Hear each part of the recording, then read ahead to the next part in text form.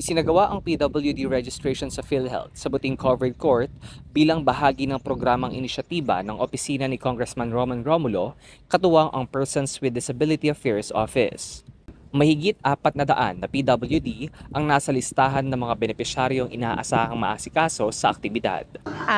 Good morning po. Siyempre, Miss Myra po from Office of Congressman Romulo. So, kasama ko po yung ibang staff. So, andito po kami para sa Person with Disability, PhilHealth and GIACAP registration ng Buting, Pasig City. So, ang ating kasing mga person with disability ay libre na yung PhilHealth. Ito ay dun lang sa mga hindi minor na wala namang mga trabaho pa. So last time, lumapit kasi sila sa tanggapan ng ating congressman, PDAW Health, and then mga PDAW Federation na kung maaari daw ay kami na sa tanggapan ng ating congressman ang mag-ayos ng mag-update ng kanilang mga PhilHealth.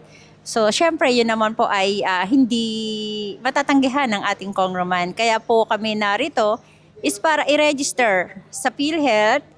Pinapaalala po namin sa mga PWD, ang dami po naming nakausap na nagbo-voluntary sa pagbabayad. So, wag na po. So, register lang natin, update lang natin, and libre naman na po to. So, kami po yung bumababa per barangay para hindi sila mahirapan, syempre.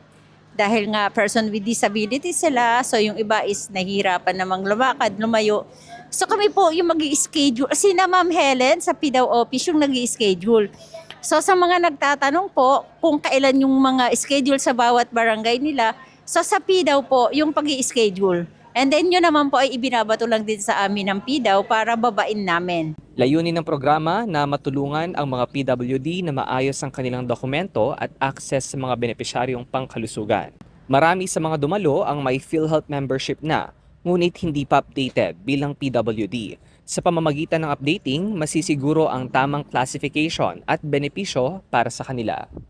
Ako si Philbion para sa latest ng iNews Pasig. Balitang totoo, serbisyong tunay.